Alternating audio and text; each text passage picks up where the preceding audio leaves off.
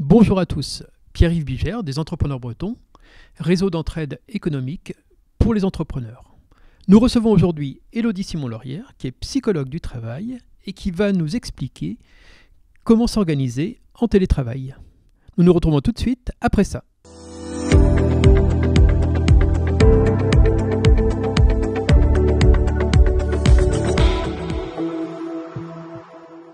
Élodie, la pandémie nous a fait découvrir une nouvelle façon de travailler, le télétravail. Pouvez-vous nous dire ce que vous avez constaté chez les salariés, dans votre patientèle, les problèmes rencontrés ? Alors, il m'a semblé que les salariés avaient beaucoup de difficultés déjà à limiter leur travail dans le temps et dans l'espace, et dans le temps particulièrement avec une incapacité de déterminer un début et une fin, et en même temps, ils ont été submergés par les sollicitations numériques. Alors du coup, quels sont les conseils que vous pouvez donner pour s'organiser ? Alors, pour s'organiser déjà dans le temps, face à cette surcharge numérique, je propose par exemple d'instaurer des rituels. Nous, les psychologues, on sait que les rituels, ça a une valeur très puissante sur le plan symbolique et en même temps que ça allège un petit peu la surcharge mentale puisqu'on ne se pose pas de questions. De même que quand on allait travailler en présentiel, on avait tout un franchissement de seuil, par exemple, et tout un trajet qui était déterminé, qui était ce rituel-là. Il faut retrouver un rituel qui permet comme ça, par ces différents franchissements de seuil, de se mettre en mode travail. Et un salarié m'avait donné cet exemple-là, qui était que lui, il descendait de son appartement à l'étage inférieur, il remontait les escaliers et il refranchissait le seuil de son appartement en disant « ça y est, ma journée de travail commence ». Je ne sais pas si vous connaissez ce phénomène qui est que quand on change de pièce, on a tendance à oublier ce qu'on allait y faire. Les neuropsychologues appellent ça le doorway effect.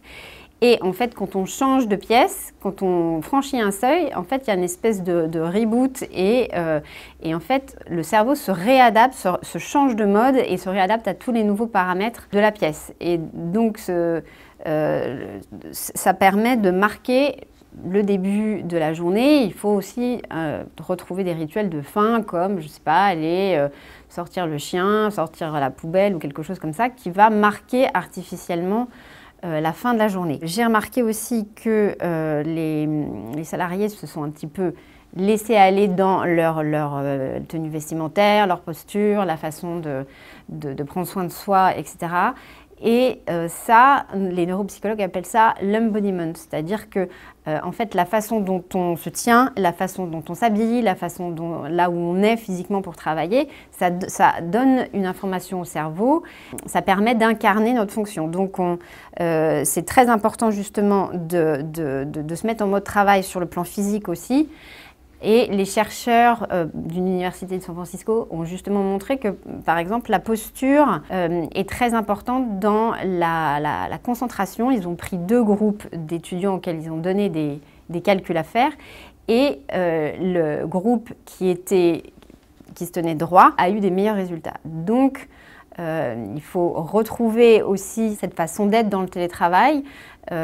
Pour être opérationnel, il faut aussi l'être dans sa posture. Et le fait de l'être dans sa posture, dans ses tenues, ça aussi, ça donne un message à l'ensemble de l'entourage de la maisonnée pour indiquer qu'on est en mode travail, donc on ne doit pas être dérangé.